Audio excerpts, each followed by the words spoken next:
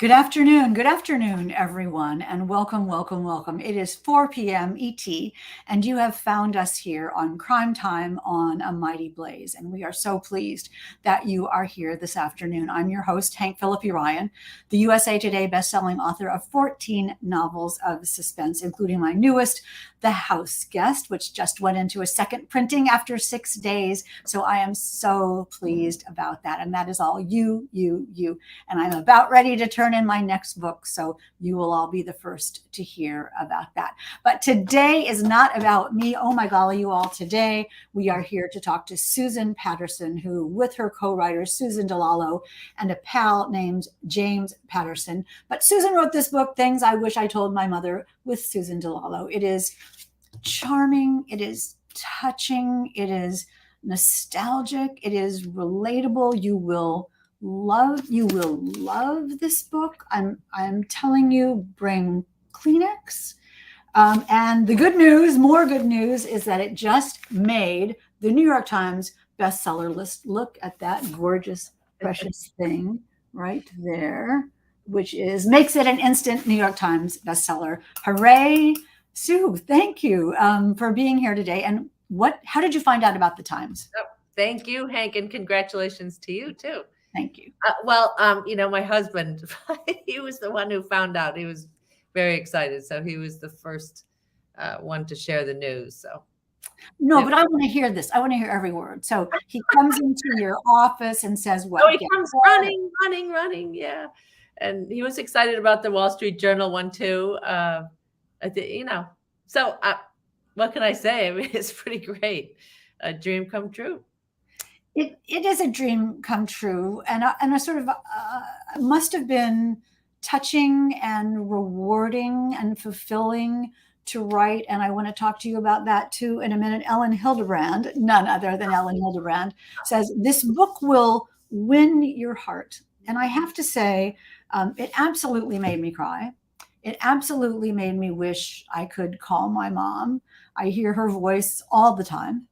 And I wonder, could I just ask you, I know you're on tour, crazy book tour. You said you were in like 10 cities in 2 days or something. Have you heard a lot from your readers about their relationships with their moms? I have. I've heard. So I feel like, Susan and I were saying, even her daughter just finished reading it and said, I have to call my mom. And she was sobbing. I mean, a lot of the responses have been just what we had hoped to get, that people would have their own sort of reaction, shared experiences, whatever their relationship is with their mom, or their feelings of, their past relationship if their mom was no longer with them. Or I've heard people say about their aunt, or I've got my sister and I are reading this together. We're thinking about my mom. So it's really spread pretty wide, which is what we were hoping to. I mean, really, that's obviously what we hoped would happen, but it really was about thinking about our moms and, sort of closing the circle a little bit on their passing. They were both in their 90s and passed away in the same year. And we each had different relationships with our moms, but it did kind of really, it does make me feel really good, probably mostly for that reason, that I feel like I was able to, and I just hope, boy, do I wish she could know about it. Maybe she does. Oh, don't you think she does? I mean, I do. I think she does. I just think she'd love it.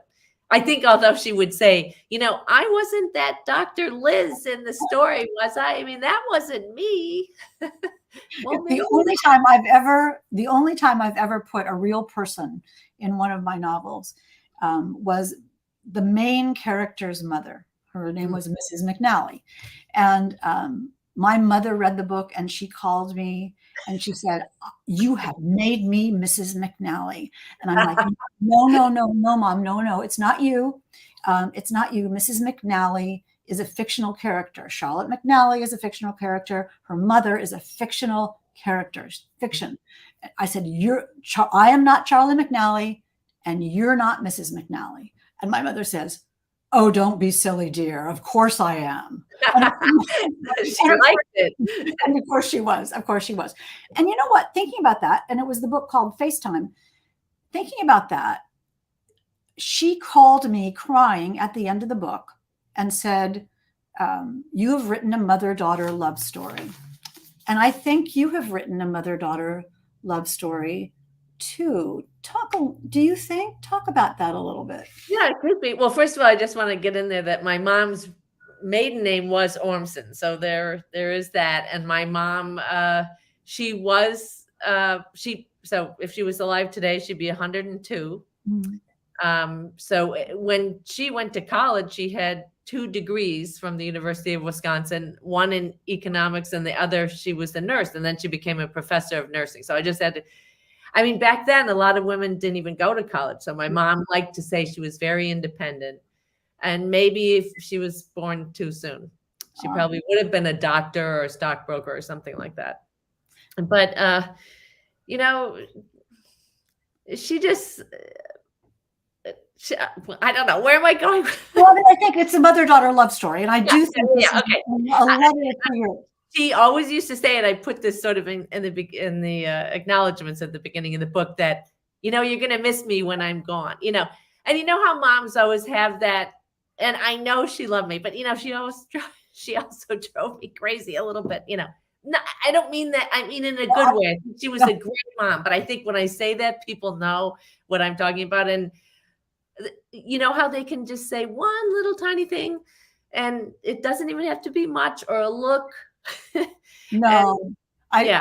We must have had the same mom, or they would have loved each other. My mom used to say, my mom would have had that same reaction that you just described about your mom.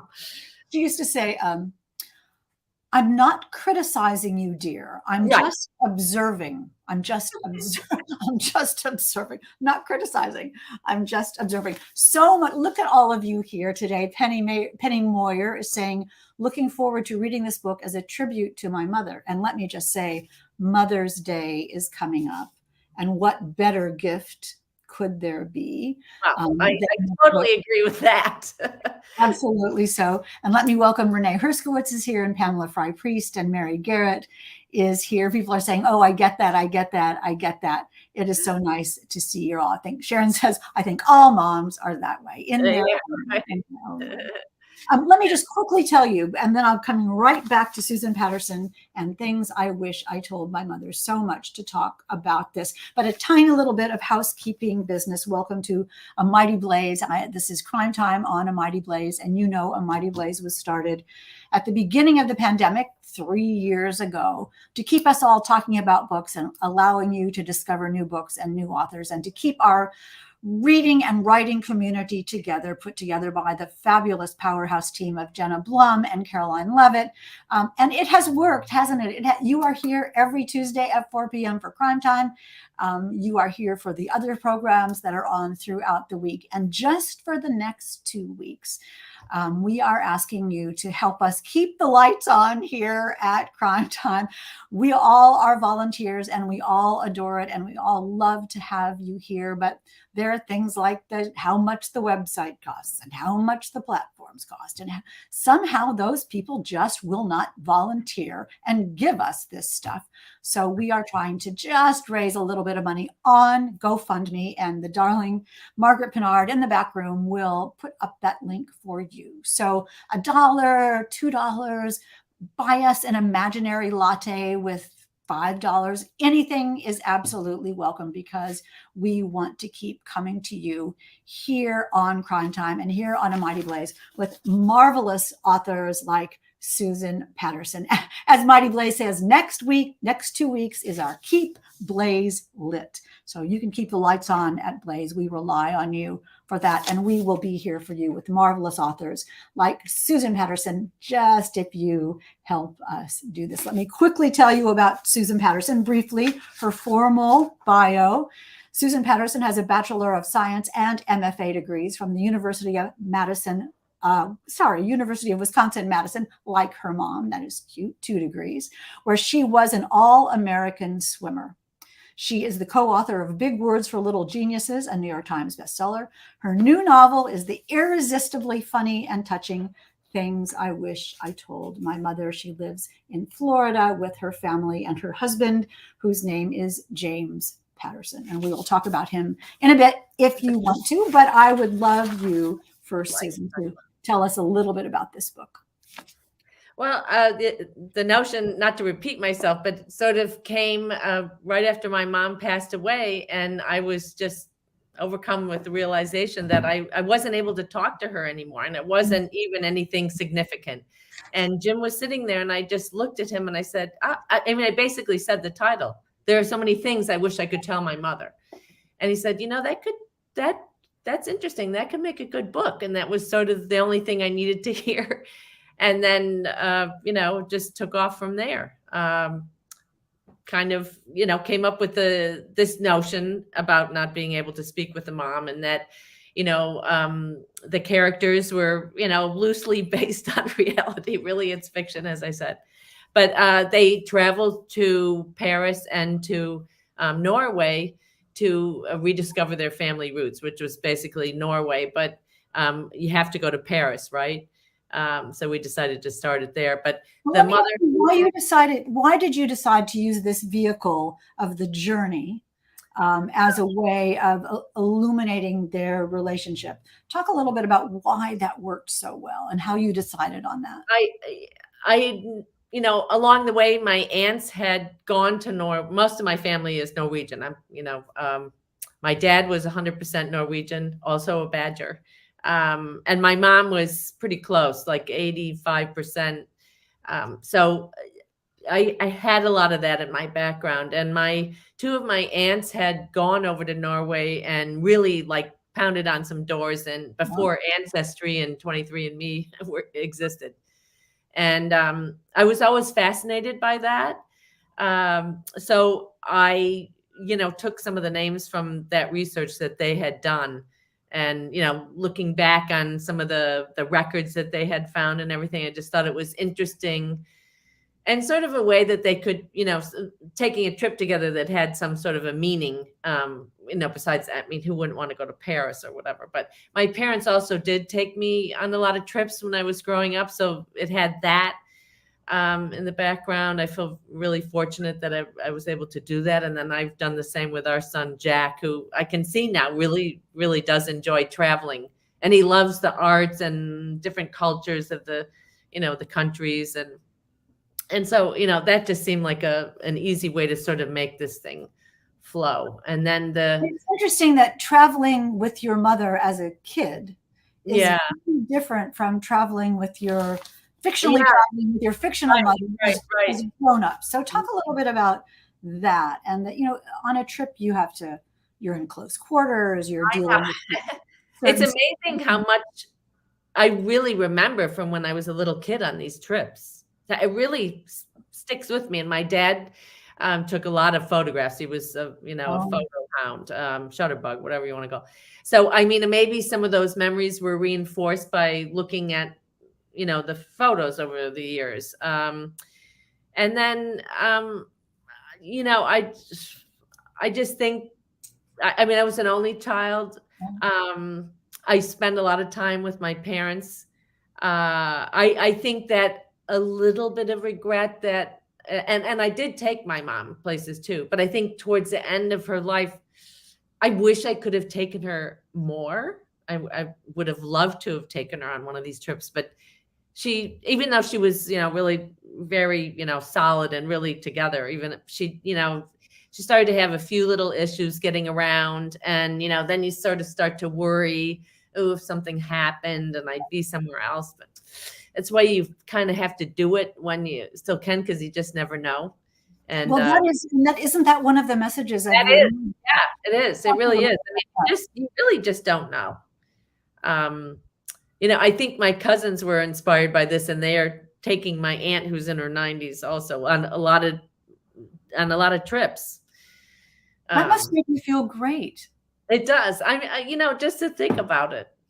just to think about it. Well, the dominoes that, I mean, because the book is so relatable and every person has their own ideas and own experiences. Mighty Blaze is saying perfect book for a Mother's Day gift. Yes, it is. And there is a I link love that. I love that. for you to buy, but not right now. Well, you can click right now, but we'll talk to Susan a little bit more about this. And also, I keep forgetting, but we are having a giveaway. Well, we're not. Sue is, and Little Brown is, and we will give away a copy of Things I Wish I Told My Mother to one lucky winner when we spin the wheel of fun at the end of the session. So don't forget to leave a question or a comment, or tell Sue something about your mom or something that I'd love to you hear had that. told your mother. We would love to hear that too, and we'll draw a winner from that. So, but talking about the mother and the daughter in this book, the fictional mother and daughter, are very different from each other, and they clash, but they come together throughout the novel. Tell us a little bit about each of those two main characters. Well, the daughter, so they're sort of left brain, right brain. The daughter is more of an artist. She works in advertising, and I worked in advertising in New York for many years. She was a swimmer in college. So was I. So, those are easy things you can sort of say, wow, was that you? But no, it wasn't. Just like you said, your mother was not the character in the book. And the mother is a very successful a doctor. And, she's her life is, even though she loves her daughter, the daughter's feeling more like she loves her profession more. But that is just who she is. I mean, that's just in her DNA. And, she's sort of, I mean, in a way, they're both really cool characters. One is they're both strong in their own way, I guess I'd like to say. They just have different ways sort of to do it. And I think that the daughter feels sort of always in the shadow of the mother a little bit, maybe insecure in a sense that her mother is super successful, or she looks at that as being what success is, instead of realizing that what she's doing is also, is successful, and she loves what she does. I mean, I think we all, as daughters, certain kinds of daughters, look at ourselves when we're on our own in one way. And then the minute our mother comes into the room, suddenly we're seeing ourselves through her eyes. And you do that so gorgeously in this book. Maureen thinks, realizes her mother has brought all these wonderful clothes on the trip, chic design clothes, and she's brought some jeans and some shirts. Yeah. She has the worn and loved duffel bag, and her mother has the set of Louis Vuitton luggage that, I don't get that, but well, it just comes off the ground. You know what I mean? It touches the ground. It goes on dirty airplane conveyor belts. Who would want that? But well, I do think, and Sylvia has an interesting point right here. She says, we daughters all have that moment when we look in the mirror and think, what you do, is that your mother? I see my mom all the time. Does that happen to you? Oh, yeah. And sometimes, especially, I think my husband saw a pillow once that says, mirror, mirror on the wall. You are your mother after all, or something like that. I mean, sometimes, yeah, he does poke fun. I mean, but he loved my mom. So that was really, really nice. My mom had her own room in her house, and he just loved having her. And she was really good. I think, with him, she knew her place a little bit, but they had such a nice relationship. It was really great.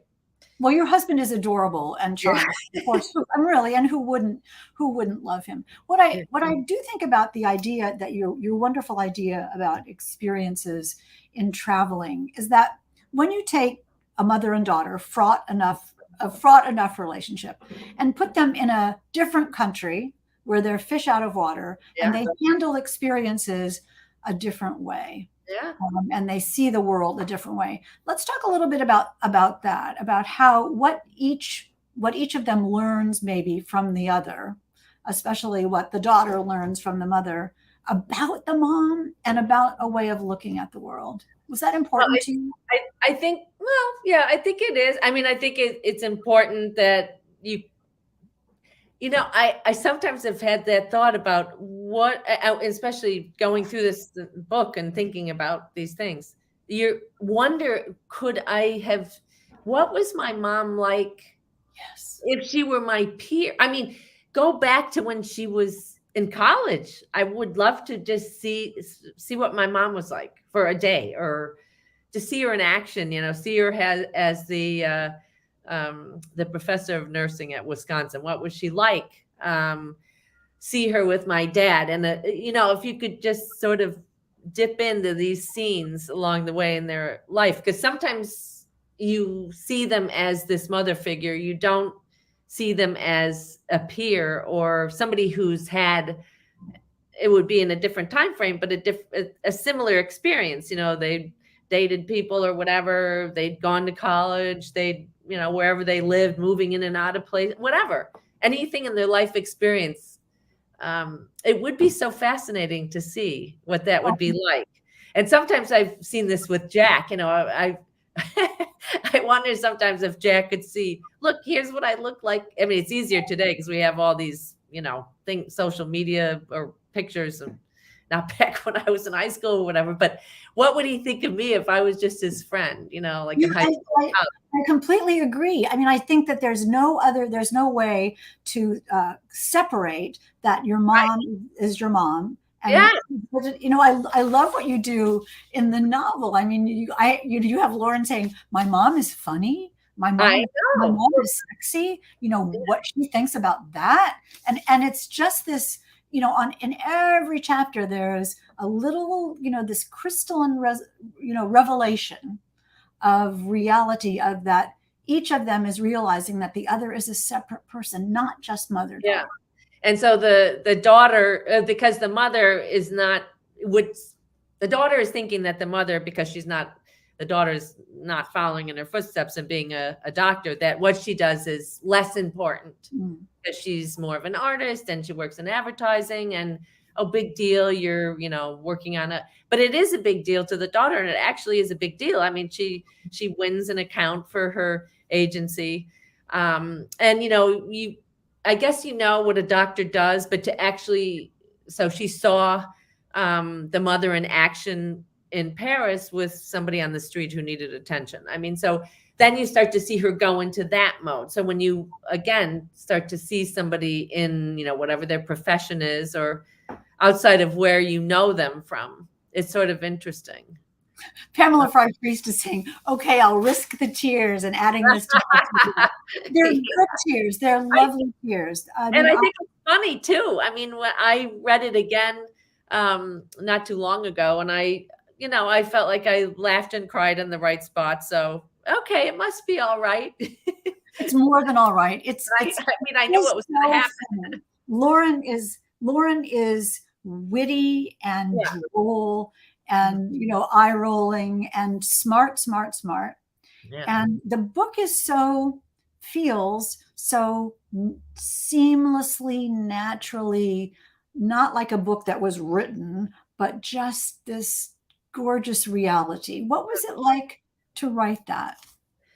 Well, I agree with you. I think the story is, kind of a small story. So it had to be more about, the experiences that they had, and the, where they went, and the kinds of food that they had. And Susan and I did, go to Norway before the pandemic. And, that was really fun. I mean, I've known Susan for a long time, and I actually knew her husband better. But I mean, this is one of these situations where you know somebody, but I never went on a trip with Susan before. So here we are.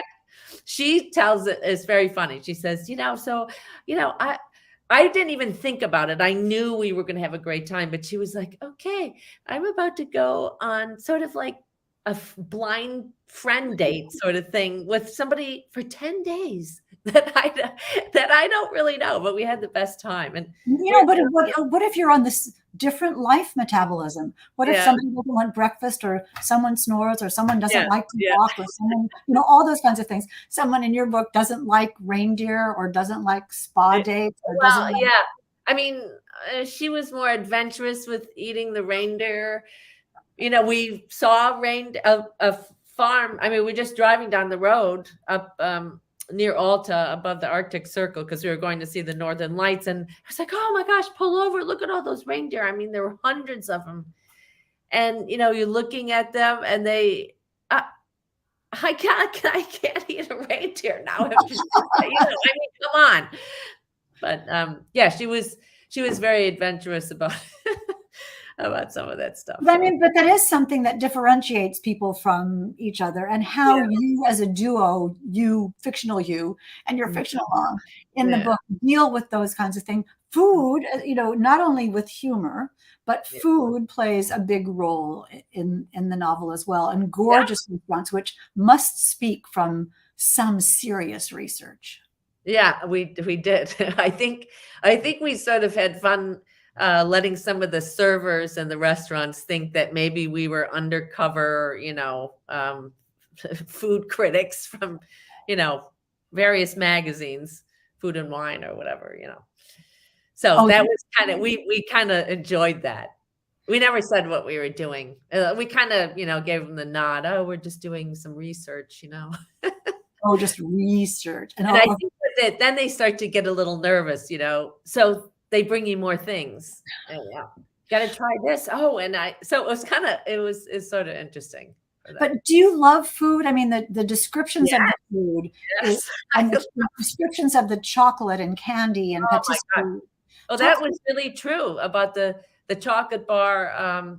Yeah, we were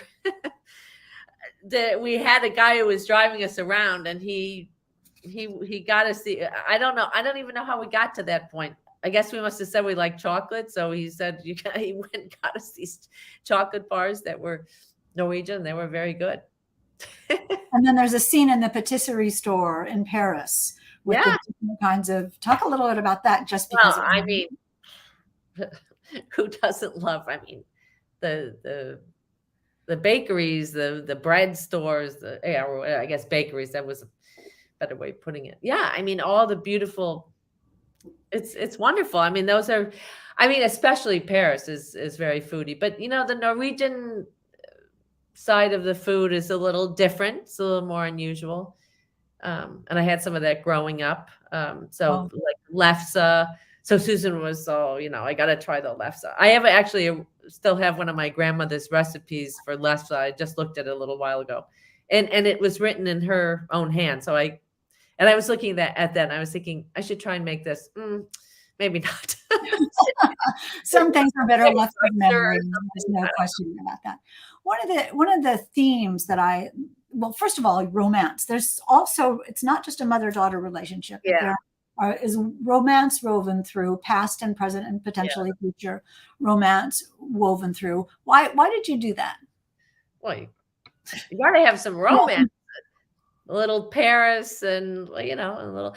I think it was especially because Lori was sort of in a bad place. She had been divorced, and so for her to kind of meet somebody, and it also sort of made it interesting where the two of them were checking out guys as I don't want to call it a game, but just that a game that you can play amongst yourselves about trying to figure out what other people's stories are, just looking across the room. I mean, there's a wonderful game, and I pointed Yeah. to you in the novel, a Never Have I Ever game, which is quite a set piece and a wonderful visual cinematic scene. The whole book is just so much fun. Things I wish I told my mother. It's. Do you think that mothers and daughters can be friends, just friends without the familial I relationship? do. I think it's tough. I mean, I think it's tough as a mother. I mean, I don't have a daughter, but I have a son, and you want them to love you, and you want to be friendly with them, but then how do you also discipline them? And you can't just let them run amok because you want them to be your friend. It's a real, it's tricky. I mean, I don't want to call it a job being a mom, but being a mom is underrated for how difficult I think it is. Well, as an adult talking to a child, I mean, there are Yeah. some. Pamela Fry Priest is saying romance too. Woohoo! Yes, it's got everything: humor, romance, and love. And of course, the mother knows what's good for the daughter in the romance category, right? And tells her in no uncertain terms. But I do think, and that's part of the point, Susan. I think in a mother-daughter relationship, no matter the age, the mother always has, making this up, 20 years more experience in their life than the daughter does. And they're going to tell you that. They're Yes. going to tell you that. But I do think, though, that this book will elicit so much reaction from your readers. We see it now. Vicki Gregory is saying definitely a must read. Pamela Frey says, yes, my mom was my best friend. Oh, I love that. And I wonder whether you're hearing that from your readers. I know we talked about this a little bit earlier. What do they tell you? I mean, they must feel like running up and just hugging you and thanking you for this. Yeah, I have gotten a lot of comments. I was actually back in Madison last week, and I I was in a group of people, and they were asking me about it because it was a little more emotional because my mom had also gone to school there, and I didn't even know where this came from, but I just got so emotional talking about it that I could barely finish what I was saying. You were standing there where your mom maybe had. Oh yeah, and she'd been in that room with me before. I don't know if it was just poof, or maybe she was there. I don't know.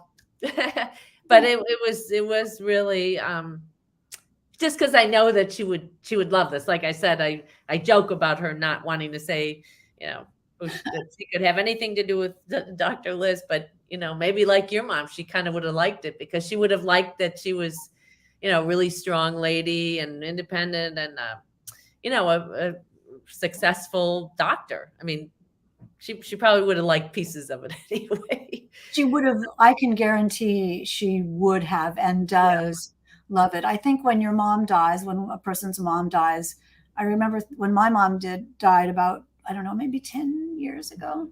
And I remember I was in the hospital with her, and I knew she was dying, and I knew I would probably never see her again. And I was crying and crying. And my mom says, "Oh, don't cry, sweetheart." Oh. And she says, "It'll make your eyes puffy." I love it. It had both sides of it. It had the, sentimental side and the real tough. That's great. But that's great. And then she said, and then even after that, she says, "Use cucumbers." That's so funny. The joy of it is, and the reason I tell that to you is that, we are left with those wonderful moments. Yeah. And I can talk about her and laugh with you. Right. Exactly. And that's what you've done in Things I Wish I Told My Mother. Given us something to laugh about. I mean, this book, Sue, is the title seems regretful, but it is out of love. This book is not out of regret to me. Yeah, no, it's not. It's all good. I mean, it's a circle of life, right? My mom lived to be 98. I mean, I was trying to get her I was like, triple digits, Mom. Come on, let's go. She just, she was sharp as a tack right up to the end. Yeah. But she did, like I said, I think her body was sort of done. And, I think she missed my dad. Of course. Yeah. I'm rewinding a little bit as we get up to the time where we're going to, give away, spin the wheel of fun and spin for a winner. I do want to ask you though about, I've heard you talk about, and your husband talk about, well, you said earlier, let me put it this way. You said earlier, this is a little book. And I just disagree with you, I have to say, about that, especially when you get to the end and you see what the title really means. And it makes it genius at the end. It takes a book that might be a little book and make it be a goosebump inducing, which I just got, much bigger book. When you, and I'm not saying anymore, you all, when you, it's tough, right? Hard to get talk about the end. Yeah, but I think it changes the book considerably, and the whole feeling of the book considerably, and makes it be so powerful. How did you feel when you figured that out and finished? Well, I don't know, how can I say it without giving it away? I mean, it's just kind of how I felt. Yeah. Does that make any sense? I don't know. You all will just have to, you will know what Susan and I were talking about as when you read things I wish I told my mother, which I highly, highly recommend. I have one more question, and that is, what did you learn anything about yourself when you were writing this book? Oh, that's a good question. I think I do wish that, I don't know if it's learning about myself, but I think you just go along and, when you're younger, you can't possibly have these thoughts, but I do wish I would have asked my mom. So this is not necessarily what I learned, because what am I going to do with it? Maybe I can find out from some of my cousins and the aunt that still is alive. But like I talked about earlier, that I wish I could know things. I mean, I found love letters from other guys that my mom had a couple other marriage proposals before she married my dad. I mean, things like that. The woman that I wish I could have known at a younger age, I wish I could have seen, really, or heard more about. I wish I would have asked her more things about how, when she grew up on a farm. She had to milk the cows, and then walk, miles to go to school. I heard that's, Yeah, but can I see that person? I'd like to see that person.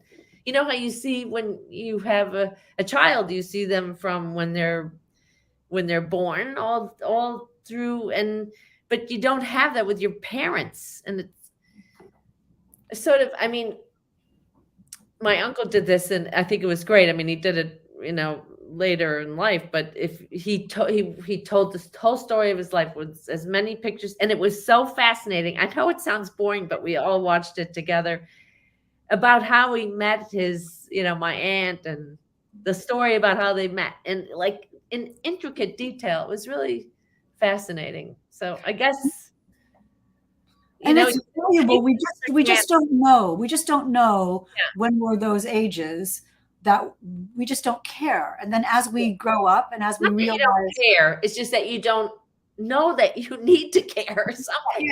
I don't know. That probably was not the answer to the question you asked, but it's a perfect answer. I guess that's what I experienced, having gone through the process of, going through her things, and then writing the book, and COVID and all that stuff. Yeah. But it was great. Can I ask you quickly about, I guess, physically writing the book? Was it, I mean, you've written books before, but this was a different deal. Right. Your place to write, and did you just all over the place? Oh, okay. Talk a little bit about physically writing it. Well, I think it's, I think you think of things just when you're walking around. Mm-hmm. Like when I'm playing golf, I know Jim does that too. I think sometimes it's harder if you sit here and say, okay, I'm going to do this right now. It almost makes it more difficult. And sometimes if you're just walking around and you're thinking, talking to yourself, kind of, thinking of a scene, or you come across something, or think, it's all like thrown into this melting pot. And Jim is really big on outlining. So we sort of had the notion of, the mother and the daughter, and kind of who they were, and that they would go on a trip together. And then you're just sort of layering it with experiences. And so I think that makes it a little easier. So you sort of have a roadmap to follow. And, but you think of things, are, especially like when I was going through my mom's things, you see something that you haven't seen since you were a little kid.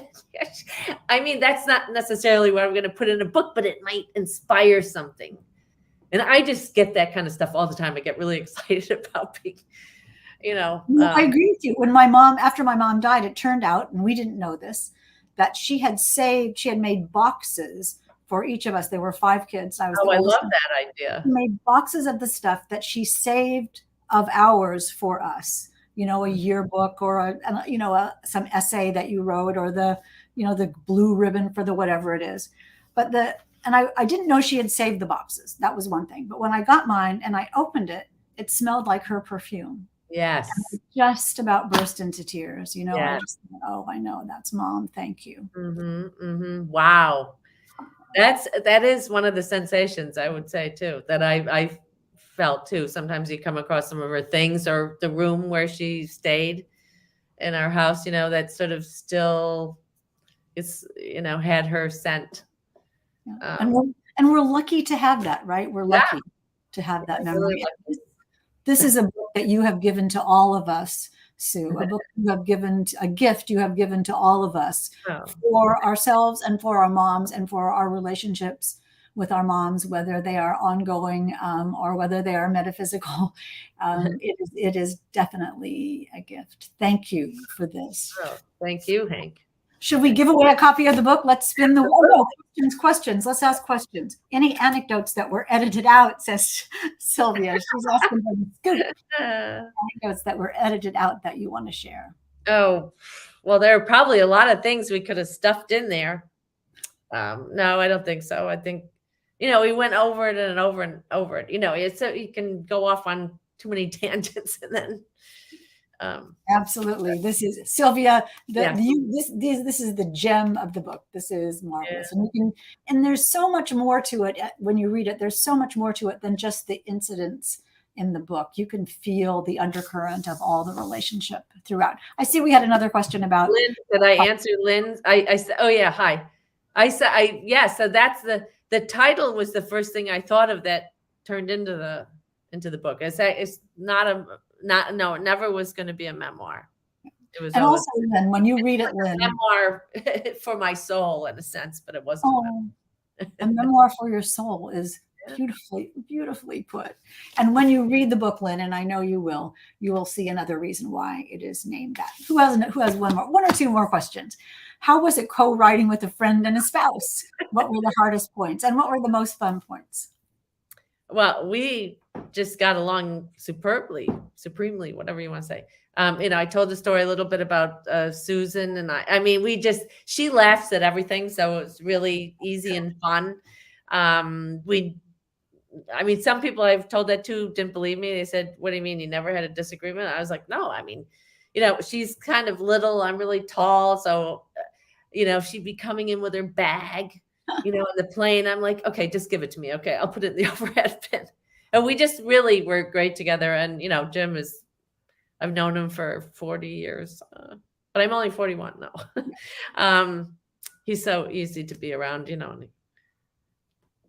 So I read that he brought you coffee and donuts. Yes, he wants you to know that he was great at serving coffee and donuts, checking in. Yeah, that I'd like to see. That I would definitely like to see. He likes donuts too, plus the ice cream. He likes donuts. So that was an easy task. Definitely a good atmosphere. I just really wish I could have seen him coming in to tell you that you made the New York Times list and the Wall Street Journal. Oh yeah, he was like like a little kid in a sense. He was so very proud of it. Yeah, nice. I bet so. I'm just, even bigger than that he loved the idea and that he would, want to help me turn it into something. That he believed in me to do it. Did you have doubt? What? You never would have doubted. No, I wouldn't have, but he was in the mix. He was right there when the idea came. And actually Elin Hilderbrand she wasn't there right there, but she was there. And so I told her, I said, Elin, you're inextricably tied into this book. Because I think of her when I think of where where we were, sort of thing. And yes, she gave a lovely quote. And I always like to say she's my second favorite author after Jim. I do love her book. She is fabulous. She is, and she's lovely and charming and so talented. I love her energy, and she's great. Yeah, absolutely. So we signed together once. I had on my little signing suit, and she had on a gray suede halter top dress. and the most beautiful crystal shoes I've ever seen. Yeah. She was such a showstopper. And then to be brilliant on top of that, and to Yeah. be brilliant on the cover of your book. This book will win your heart, says Elin Hilderbrand, which is absolutely true. Let's give away a crystal shoes. Yes. Susie Baldwin. I don't have those to give away. Red slippers. Love that. Red slippers, Uggs. And the winner is this. What do you Yeah, just like fancy. stop it on somebody? Or does it just slow down and stuff? Oh, Janine Woodworth. Janine. Lucky Janine, you lucky woman. We are so pleased to be sending you. Susan will send you. I see what you wrote on the side. Her mother's so critical of others. She's going to love this book. She will love this book. She will love this book. And you all will love this book. Happy Mother's Day to you, Sue, and to all of you. To you as well. Thank you. Thank you. Thanks to everyone listening, if it applies. You know, somehow it will. Somehow it does. Thank you for being here today. Very, very quickly, let me tell you all. I know this is crime time on A Mighty Blaze. There's no crime really in this book. It would just be a crime to miss reading it, and that's why I want you to be on. Next week, though, we're back to crime. Let me tell you. At 3:00, Taylor Adams with The Last Word. Congratulations. Everybody's saying thank you and we love you and all those wonderful things. Next week at 3:00, Taylor Adams. Listen to this. This is what this book is about. The Last Word. After posting a negative book review, a woman living in a remote location begins to wonder if the author is a little touchy or very, very dangerous. Reaction to a bad book review. I cannot wait to read this. And then at 4:00, Sarah Hirschenrother's The Night Flowers. Look how sinister that cover is. And the book is equally atmospheric and creepy. So we will see you here at 3 and 4. We are double booked, the only time that's a good thing here on Crime Time. And today we welcome Sue Patterson, Susan Patterson, with Susan DeLallo and James Patterson, who you might have heard of. Now you've heard of Susan Patterson too. Hooray. And her fabulous new New York Times bestselling novel, Things I Wish I Told My Mother. Thank you, Sue, for being with us today. Thank you, Hank, and everybody else who listened in. I wish I could have seen all of you. Yeah, I wish we could have seen you all in person. I totally agree with that. Next time, look for Susan on the road. Look for us here at Crime Time every Tuesday at 4 p.m. ET. And remember, before we go, let me say thank you so much for coming. And remember, it is always safe inside a book. We will see you next time.